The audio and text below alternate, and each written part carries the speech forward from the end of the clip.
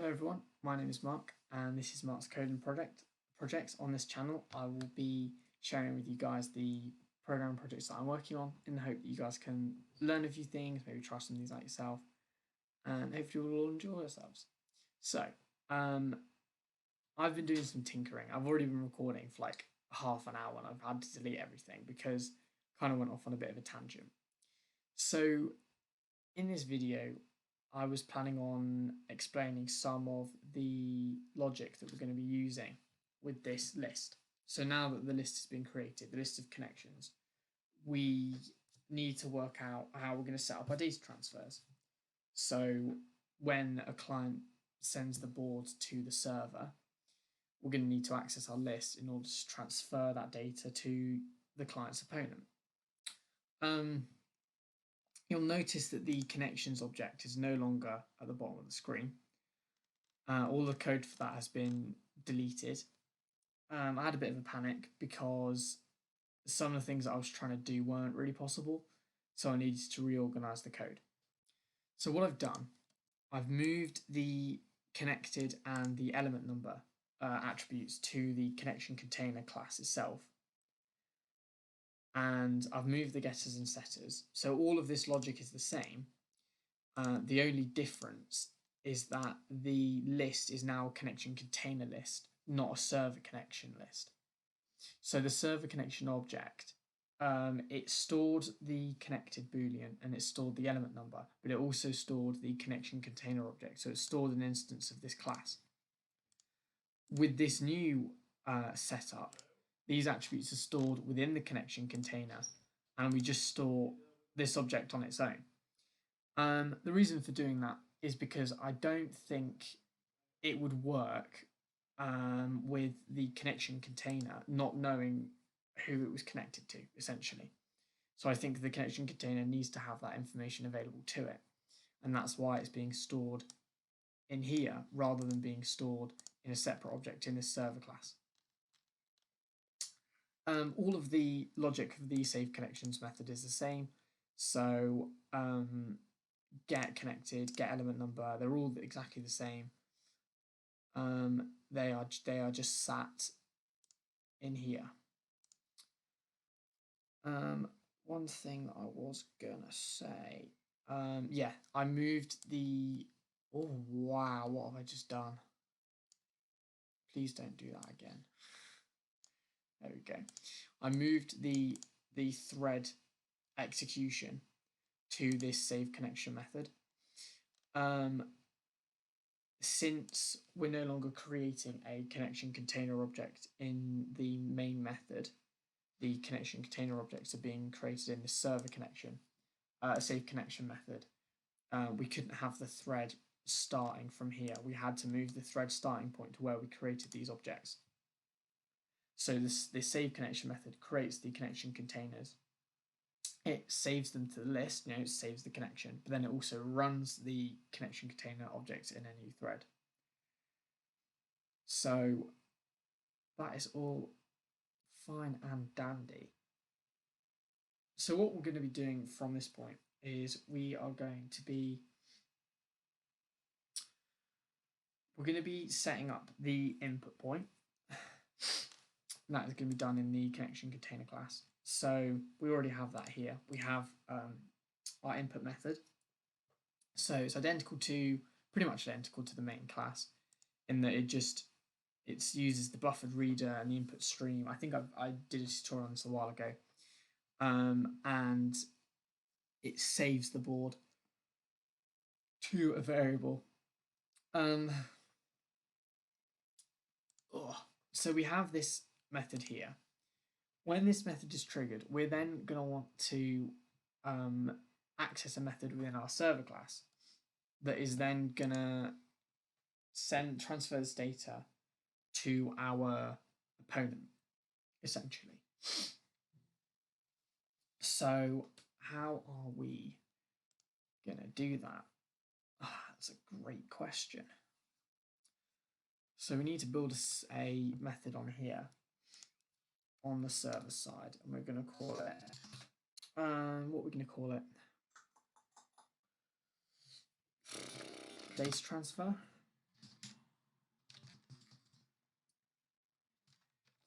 Sounds like a plan to me.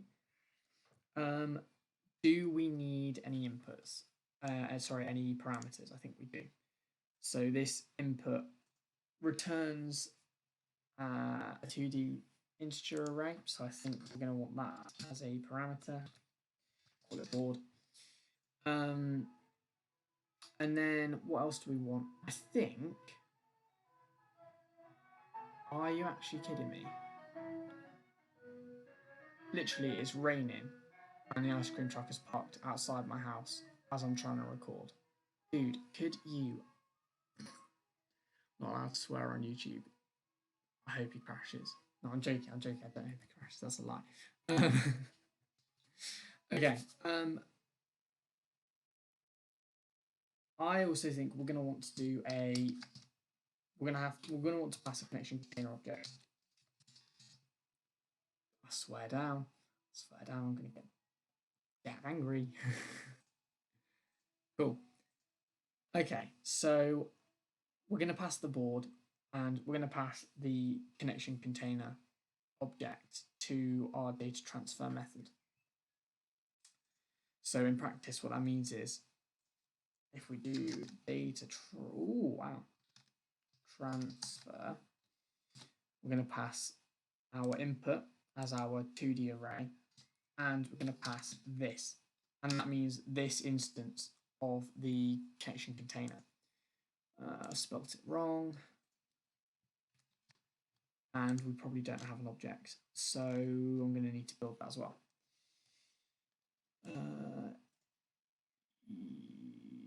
Is it going to need to be public? Probably is going to need to be public, but that's okay. Change up the public, and then if I create a new server, create a new instance of server, it doesn't have a constructor, so it's not going to do anything, and we just want to call the data transfer object. So what this is going to do is it's going to take the input that the client sends. It's going to take the data that the client sends. On our end, it's going to save it to a variable, and it's going to pass that variable to the data transfer object. We're also going to pass the connection container, so this instance of this class. And from here, we should be able to access the list. So the list will know which element to... Well, actually, no, there's a way better way of doing this, actually. Tell a lie. What I'll do instead, remove this object, because we don't actually... do we need it? Do we need it? No. I think we do. Yeah, I think we do need it. But what I'm also going to do is I'm going to add element number. Element number. I'm going to add that as a parameter as well.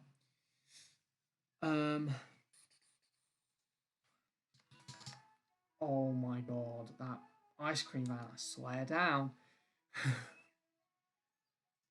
So we're going to also pass the element number so that the method knows which other client application we're going to be accessing. So basically we're going to be saying, okay, my opponent is blah, send this data to them. So we need to access our... Oh no, our connections list isn't public, isn't global. I need to make it global. Yeah. There we go. Okay, so if I do... This is really bad practice, by the way. I need to change that. Yeah, we need to have a private this. So if I try and access connections in here, it's going to get upset. It's not going to get upset. Why is it not going to get upset? Oh, because it's... Oh, no.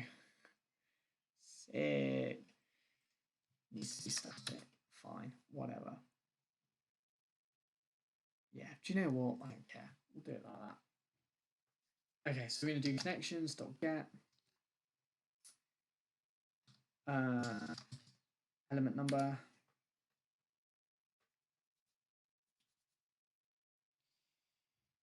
And what else are we going to do? Do you know what I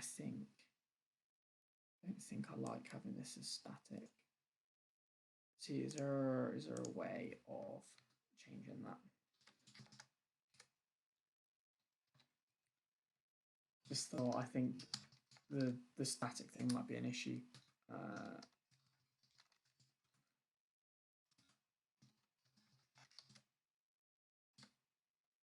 Yeah, there we go.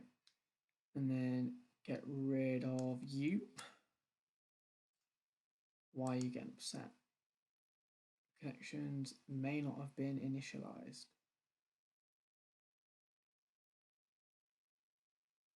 Correct. That's the nature of it.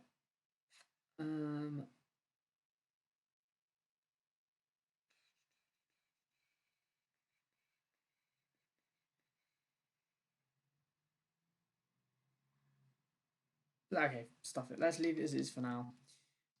That is something I'll have to deal with in the future because I can't be bothered. I just want to get through this. So, okay, so we're going to pass the element number. So this is now pointing to your opponent. And we are going to access. What are we going to access?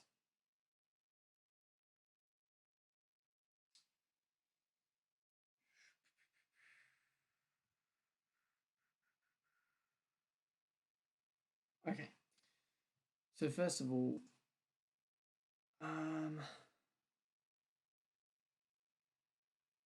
no, we don't need a connection container object. That's wrong. I swear that ice cream van is killing me. It's not even sunny. Right. So. My thought on having a connection container object was that by having one, we would be able to access the output method. But the output method would be for the wrong connection container object. So we actually don't need this parameter. All we need is we need to point to your opponent, which we've done, and we need to get that element. So we are going to make a connection container object.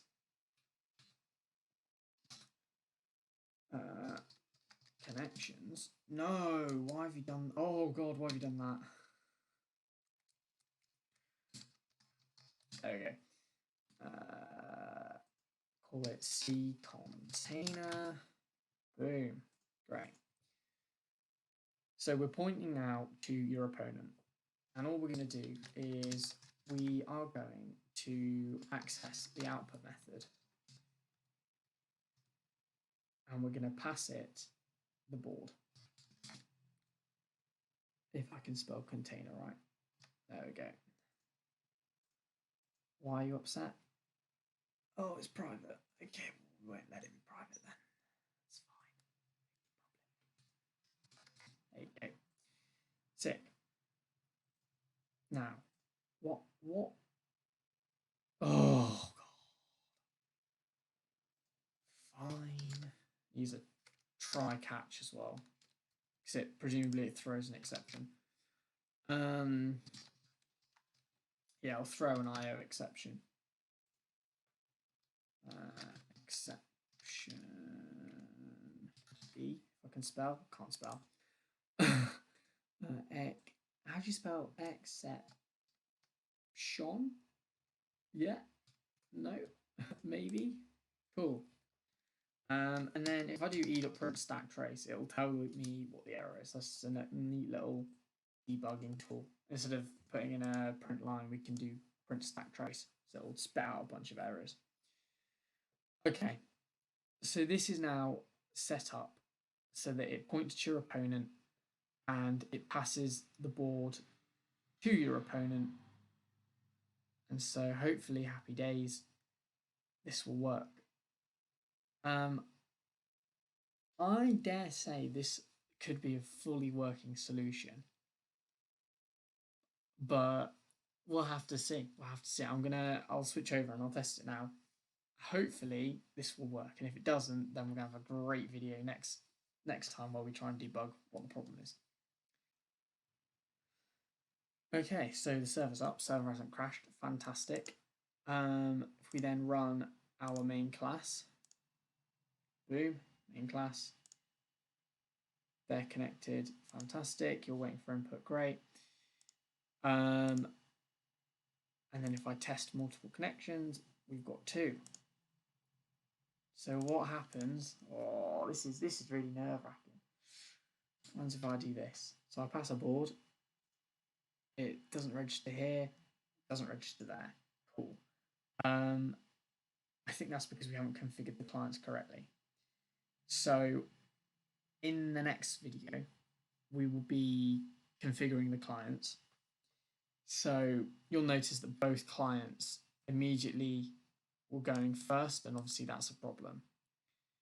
So once you're connected, the decision of who goes first or second should be done between the 2 clients, because at the minute it's kind of like player 1 and player 2 both exist on this client, and it's like, no, player 2 now needs to be over here.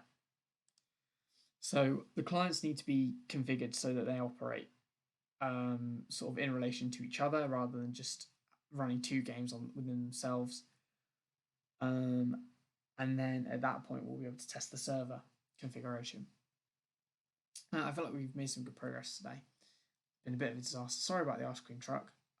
Honestly, right, there have been so many hot days and it has never shown up once. I've recorded loads of videos, never once it's shown up. The one day it's like really murky skies, it's probably going to rain, it looks disgusting. And it's like, oh yeah, let's just drive down, all the music playing. It's like, dude, what an arse. Anyway, I hope you've enjoyed it. Sorry, this video, I feel like the video's just been like total chaos. I just reworked my code and it was just a bit of a disaster really, but I think it's all working now. So I hope that this has kind of made sense. If you like what I'm doing, then please do support the channel. Subscribe, like, comment, that kind of thing. If you've got any questions, comment down below. And I will see you guys for the next one.